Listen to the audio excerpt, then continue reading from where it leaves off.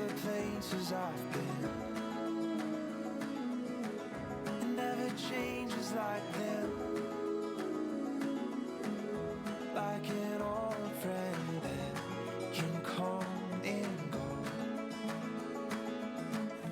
This'll always be my home.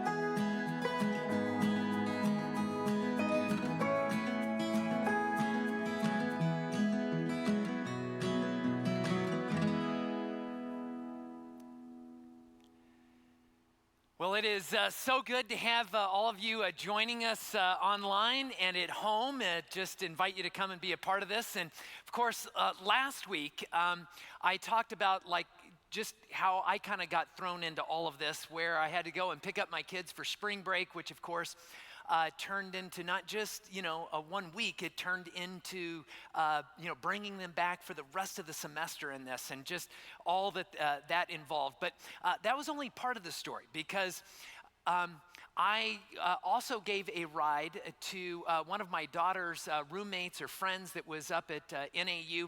And so we dropped her off near where she lived. And by the time we got there, there was snow and sleet, and by this time there was just these sheets and sheets of rain, and dropped her off, and then realized, we're in the middle of an area where my son has never driven, because I'm pulling one car, he's driving another car, and now I've got my daughter with me, and realized he's gonna need some help kind of navigating this whole thing. And I hated this thing where he is in this terrible storm in a city and streets that he does not know, and all, the dad in me is coming out. But realized the best thing to do here was to put my daughter Colette in the car with him, so she could kind of be the navigator in this, which now I've got two of the most precious things to me in the world in another vehicle in the middle of this storm in an area that they've never been before. And so I'm giving them all these instructions, and then I get in the truck and I'm waiting for them. I'm looking in my side view mirror, and we're in this parking lot area, and I'd given them, you're gonna go east, and then you're gonna do a couple of turns, and then you're gonna be headed north, and then, you're gonna make another turn east again, and then head south, right? And of course, they work off of this whole thing of, left, right, straight, or whatever, and then I'm trying to give them instructions, think through, the left, right thing in this. I watch, I pull out and go down the street.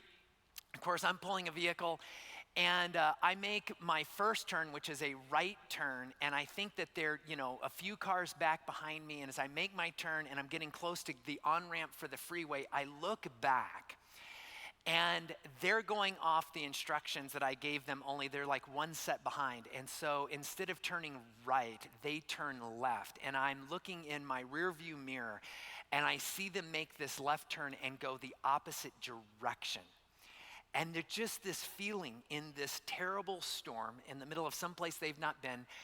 My two kids go the other direction, and I'm trapped. And so I make my turn and I'm heading for the freeway, and I hated that moment, because the thing I wanted most, I wanted to be in the car with them at that moment, and I couldn't.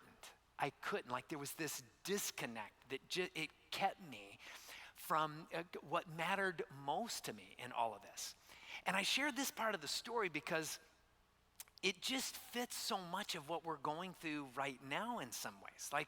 There's this disconnect.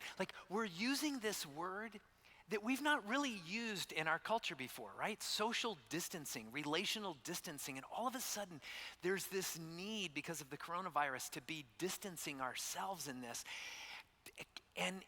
And that distancing, it's like it wants to keep us from what matters most. If you're like me, you know what I felt most in that moment, when I was kind of looking in the rearview mirror and watching my kids go the other direction and just thinking about the storm they were in? I felt powerless. I felt powerless in that moment. And I'm sure that you have maybe felt the same thing through this. And maybe it's with friends or family, or maybe it's with your finances, or whatever it is. And there's this kind of disconnect that has you feeling powerless in this. And the question that I've kind of processed a little bit in the last couple of days with this is, how can I stay connected and advance the things that matter most? Because I think that's kind of what we all need right now. How do we stay connected and advance and take care of these things that matter most? And so that's what I want to talk about this morning. How do we do that? How do we do that? And to get at that, there's a guy by the name of Paul in the New Testament. In fact, he ends up writing like half of the New Testament. We're going to look at a letter that he writes called Philippians. And if you have your Bibles there in your living room or wherever you are right now, I just go to the book of Philippians because that's where we're going to be. But there are three things that I want to lift out of this letter that he writes that I think maybe would encourage and help all of us as we think about how do we stay connected in some way in a time where social distancing is the thing we're all being asked to do, and rightfully so, because it's needed right now. So let me read a passage to you out of Philippians right now, and then and we'll look at these three things that we can pull out of this. And I want to look at Philippians chapter 1, and I'm going to start in verse 3. And here's what he writes. He says, "I thank my God every time I remember you. In all of my prayers for all of you, I always pray with joy because of my partnership in the gospel from the first day until now, being confident of this, that he who began a good work in you will carry it on to completion until the day of Christ Jesus." And so like one of the things that jumps out right away here in this is to pray. Like whatever you're feeling, whatever you're like, you can pray. In fact, look at this. Look in verse 4, he says, "In all my prayers." And then he ends it with, "I always pray with joy." And then in verse 9, he says, "And this is my prayer." And in verse 19, he comes back and he says, "For I know that through your prayers." And he just keeps coming back to this thing about prayer. And so the first thing that we can always do is to pray, right? When the natural circumstances of life pull us into this place that want to push or pull us towards isolation, you can always pray.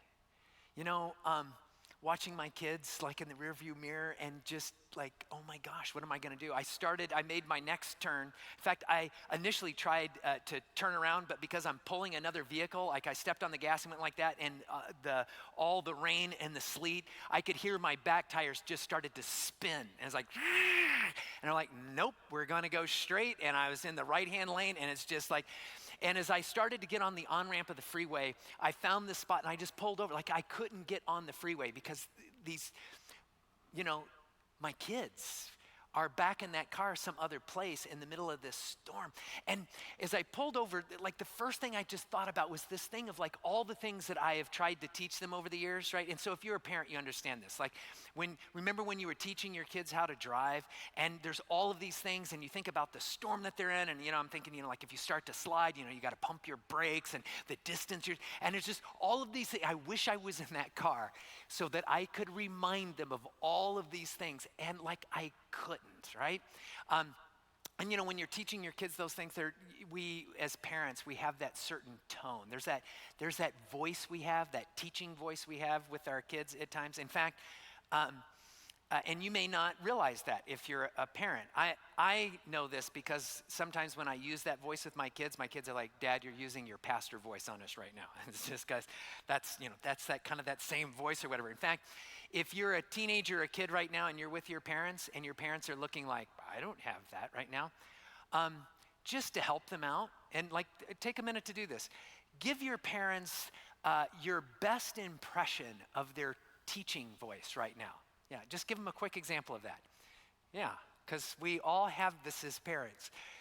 And the thing that was killing me in that moment was I couldn't be there, you know, to give them my parent voice in that moment. But you know what I could do? I could pray. And that's what I started doing. Like in that moment when I couldn't be in that car with them, the thing that I could do on the side of the road there was to pray for them. Because no matter how disconnected you may feel or how disconnected it seems, the thing that you can always do is you can pray. You can always pray in this. And you know, and I'd ask you this question as we go through this, as you go through this, and you watch the news, and you're trying to figure out what comes next. if there was one thing that you would want someone praying for you, what would that be? What would that be right now? Because there's something about knowing that someone is praying for you that matters, doesn't it? And one of the things that I'd like to share with you, that wherever you are right now, is that we as a church, we're praying for you. Even this week, one of the things that is this has been really hard on me, because when I'm ministering to people, when I'm pastoring, and this is true of our staff, there's this connection. Even just being able to see your face matters. Like even right now, like I know you're there, and I know you're sitting in your living room right now. But can I tell you, I wish I could see your face right now. I just do, and I know that's true of our whole staff. And that disconnect can make it hard. But you know what we're doing? We're praying for you. We're praying for you. And I know that there are specific prayers that many of you have. And so one of the things that we're doing, and we're going to start this week, and I have been communicating with our elders on this, is that if there are some specific things in your life that you would like prayer for, our elders would love to be praying for you in some very specific ways. And so our staff actually set up a special email address. It is prayer@casaschurch.org, prayer@casaschurch.org. Kind of during this time that we're in, if you email a prayer request to that email address, our staff will forward that on to our entire elder body, and they'll be praying for you, and they'll be praying for you specifically this week. And I would invite you to do that, because somewhere in all of this, we all need to be praying, but we also need to know that someone's praying for us. And and I've heard from many of you, and I just appreciate so much those of you who have been praying for me, that have been praying for this staff and praying for this church in all of this. And I want to invite all of us to continue to pray, because in uncertain times, even when we feel disconnected, even when it feels like we're powerless, we can pray. We can pray. There's another thing in all of this that comes out of this letter with Paul. I want to read verse 7 to you in this. Here's what he says. Let me look at it. Verse 7, he writes, it is right for me to feel this way about all of you, since I have you in my heart. And he has this deep, deep affection for them as he's writing this letter. He says, for whether I am in chains or defending and confirming the gospel, all of you share in God's grace with me. God can testify how I long for all of you with the affection of Christ Jesus. And when he says that he longs for him, that he has this affection for them, this is a really tangible thing that he is feeling and experiencing here. This partnership, they have been helping him. They have been helping to sustain the ministry that he has been in. In fact, when you look later on in this letter, he even talks about this gift that they have given him in his ministry. More than likely, this was a kind of financial gift that they had given him. And they were actually sustaining what was happening in all of this. And so in times like this, we can pray, but the other thing that we can do is to sustain. To pray and sustain. And when you think about Paul, oftentimes we think about Paul as like, man, he was amazing, and he was. And sometimes we think about Paul like he single-handedly like built the first century church. And let me tell you, he did a lot. But I think if we were to say to Paul, man, you single-handedly built the church in the first century, he'd be like, oh, no. Like Paul had this sense of how the community as a whole partnered together, and they built the church together. Like that is the sense that Paul had in this. They were partnering together, sustaining it together. And the same is true for us. Like there is this sustaining element. When outside pressures want to like push us and distance us, there's this need to be deliberate about sustaining in all of this. I was reading this article about an anthropologist from decades and decades ago. Her name is Margaret Mead, and maybe you've read some stuff by her, but I was really taken back by something she wrote about understanding when a culture of people first becomes civilized. And she helped to define this and really define it in a unique way that just like really grabbed me. And what she boiled it down to was there's this thing that even an archaeologist in excavating an old city or village, if they found this thing, she said, this is the first sign that you can know that this group of people were becoming truly civilized. Like, take a guess at what she defined it that. In fact, if you're like, I don't know, if you're sitting in the living room, there's multiple people there, and don't Google it yet, right? Okay?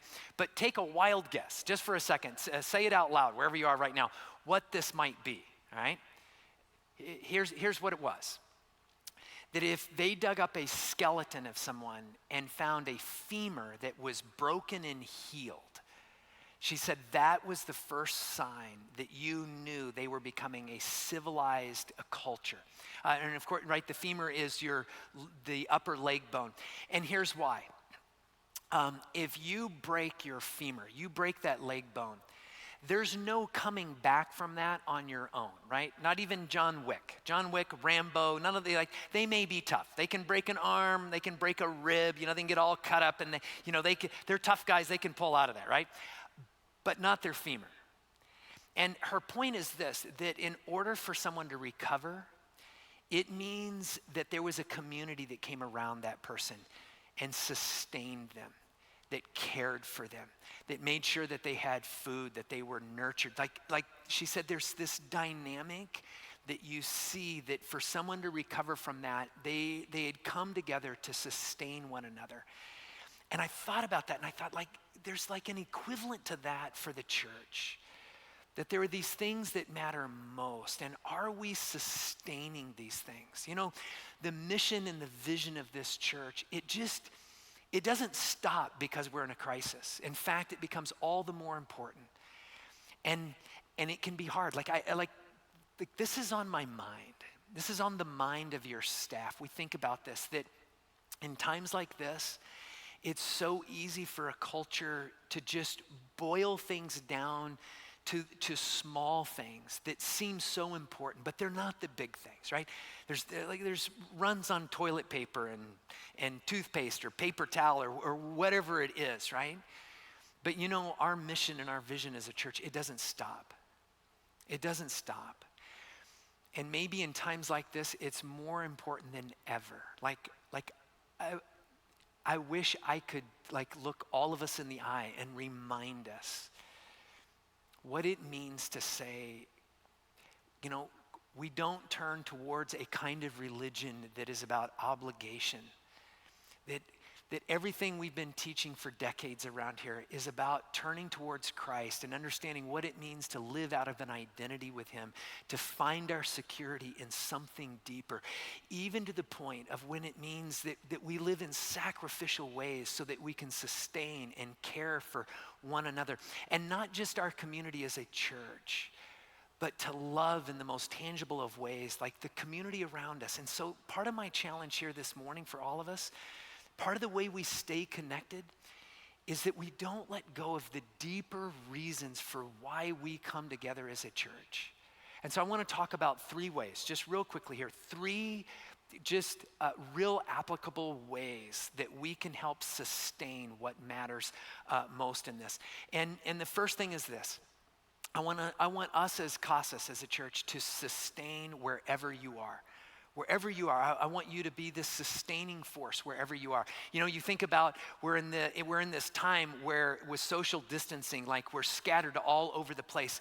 But in some ways, for as much as I don't like that and just wish we could all be here together right now, and I do so bad, right? But I think about this. In a city with so many people, I think about us as a church, and there's probably several thousand of us that make up Casas, and we're everywhere. We're in neighborhoods everywhere. There's people are learning to work online all over our city. And there's people from Casas that are in those online meetings right now. There are people from Casas that are working in hospitals and in medical centers. There are people at Casas that are working in grocery stores. There are people from Casas that are in just about every neighborhood around our city. And even though we're scattered around, isn't it beautiful to think that we get to live out these values about sustaining and caring for people? I was reminded of this in one of our last staff meetings that we got to have all together when this was first kind of happening. One of our staff people, Gwen, and her husband, Jeremy, is on staff here. Gwen was just sharing about something that they had done. Jeremy realized that their little neighborhood was made up mostly of people that were older, that were in that at-risk group. And that maybe some of them were getting a little afraid of maybe going to the store or picking up groceries. And so he wrote this simple letter that just said, we care about you. And if you have any needs, like if there's something we can do that get groceries and just drop them off at your front door, like we could do that. And here's how to get a hold of us. And he folded up that letter and he put that letter, and I love this. He put that letter on every door in his whole neighborhood. And he was just helping to sustain where he was. And he's had neighbors, Jeremy and Gwen have had neighbors that have now responded to this.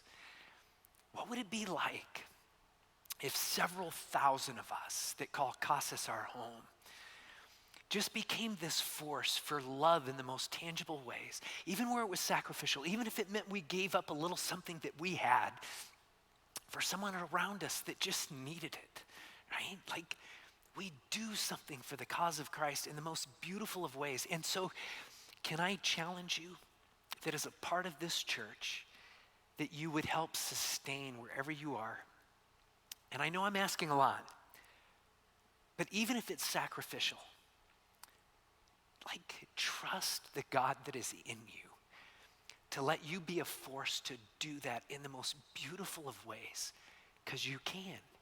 And if we do that together, and this is what I want to get at, the impact is huge. Because if we're all doing that, we're all over this city. And as we do that, we will make an impact on this city. Okay, second way, right, is this sustain with Casas. Sustain with Casas. So one of the things our staff has been working on is trying to help organize us as a church where we can still do some social distancing, right, but still be organized as a church to be able to respond to a community around us that needs to be loved on. And one of the things that I know, we work with ICS. They're working with, some of the most at-risk people in our community, some of the people with the smallest margin to be hit with something like this. They're the ones that are going to be in the greatest need the fastest, whether it's just groceries or something really basic. And so here's what we're going to do. And I love this. Our staff came up with this, okay? We're going to do a drive-through food drive, right? We do food drives around here all of the time to help ICS out. And all of a sudden we're in this spot where ICS, because of what's going on, because of social distancing, guess what? Their ability to fill their food pantry and get food to the people who need it the most is going down. And yet we know the need for that food pantry is going up, right? Like there's a crisis coming with that. So here's what our staff is organizing: a drive-through food drive so that we can keep our distance, okay? And so here's what we're gonna do. This Tuesday from 8 o'clock to 6 p.m., on our campus, just come to our campus, bring a bag of groceries, and you don't even have to get out of your car. You don't have to, you just put it out and like donate the food that way. In fact, we even have a process that we're setting up to sanitize the food so that we won't pass any germs on but we need to do something to help fill that food pantry because there are people with the smallest margin that are gonna need that the most. And so together, right, we can sustain something with one another in an organized way. And there's gonna be other opportunities to do things like this. So I wanna encourage you. Keep watching our website. If you have Facebook, like us on Facebook so that we can push out notifications to you so that you know what we can be doing as a church. It is to sustain wherever you are. It is to sustain with Casas. And then lastly, it is to sustain Casas. That it is also to sustain who we are as a community. And what I mean by this, in the most straightforward way is to help sustain your church financially. That I know many of you, the way you give and contribute and tithe to this church oftentimes is to put a check in the plate on Sundays. And because we're not here and there's no plate that's being passed, the simplest thing that I would say with that is just mail that check in, or even better yet, go to our website and you can give online. And here's why this is so important, right? This gets back to this thing about advancing those things that are most important. Our culture needs a church like Casas more than ever right now. But even beyond that, there's a larger thing that I want you to think about. There's this weird thing, we've never experienced anything like this in our lifetime. You know, the crisis of what we're managing right now, it's not like we got through it and now we're in this recovery mode. We experienced that a little bit with like 9/11 or even the crash in '08. There's gonna be this sustained time that we have to go through as a community before we even get to the point where we figure out what does recovery mean. And I know this is true. When we get to the other side of this community that we call Tucson or Oro Valley or Marana or beyond is going to need a church more than ever. And we need to sustain Casas in a way that Casas will be there on the other side of this, guiding and moving and lifting people up in the most beautiful of ways, connecting people back to understanding who God really is and what God is inviting them into and the life that he is inviting them into. So we pray and we sustain. We sustain wherever we are, we sustain with Casas, and we sustain Casas. Last thing here. And this one is to engage. It is to find these ways to engage. And this really hit me here just recently. You know, Paul starts off his ministry. He writes this letter to the Philippians. But you know, we know before this, as he's writing this letter, he had this amazing ministry that he was helping to lead and organize all of these people to launch that first century church. And you know how he did that? He traveled and he would pull a group of people together. And as he pulled that group of people together, right, he'd have meetings and he would teach and he would preach and they would do all of these things. Kind of like we think of doing church today, right?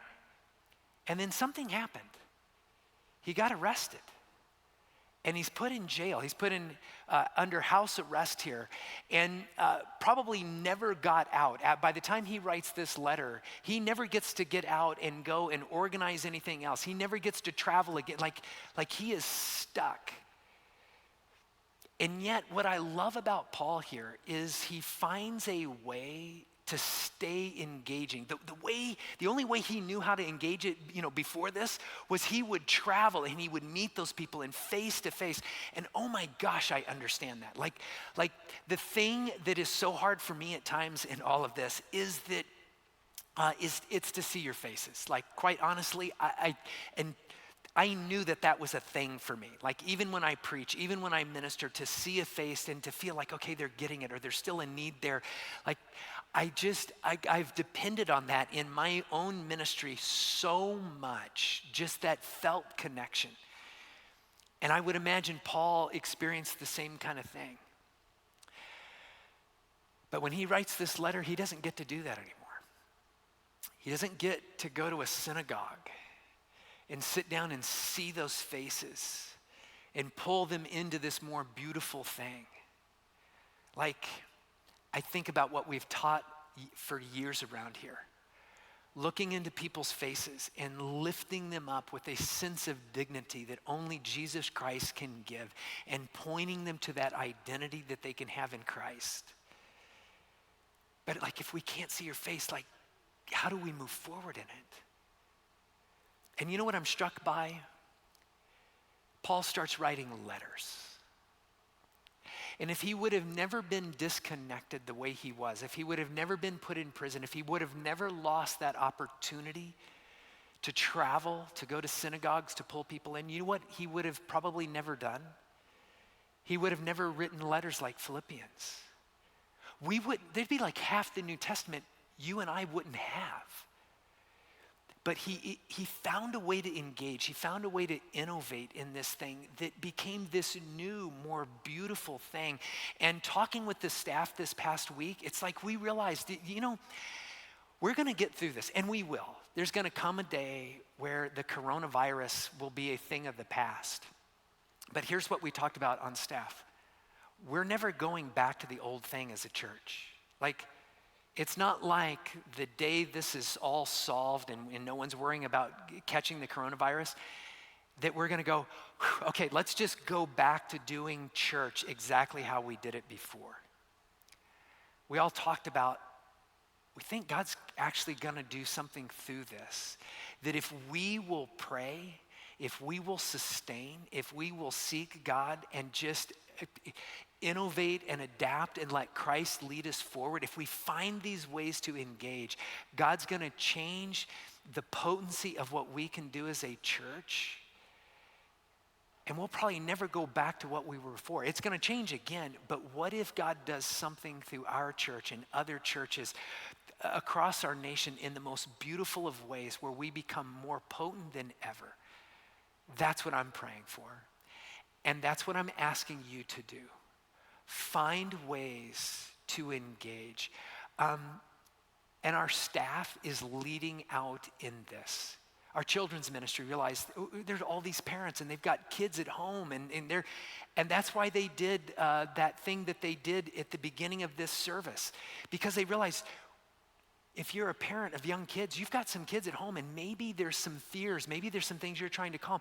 What if we find a way to engage with you as a parent and engage your kids directly that would speak to those fears in a way that would just help you as a parent? And I'm taken back by our staff and what they did with that. Our staff is working on ways to create some online events that can pull us into some conversations where we can continue teaching one another, where we can continue ministering to one another. And I want you to look for those things. In fact, they're working on an online event that's going to pop up online even this week to even process some more of this message. And so I want to invite you again. Go to our website. If you're on Facebook, like us on Facebook and look for these opportunities, because we're going to find new ways to engage in this. And I think God's going to do something beautiful out of this. There are some things that we do not let go of, right? And if you're sitting at home right now and feeling isolated, man, I am with you. You do not know how bad I wish I could look you in the eye right now. But I know this, together, all of us sitting in our living rooms, wherever we are right now, if we pray, if we sustain, if we engage, we're going to get to advance some things forward that matter so much.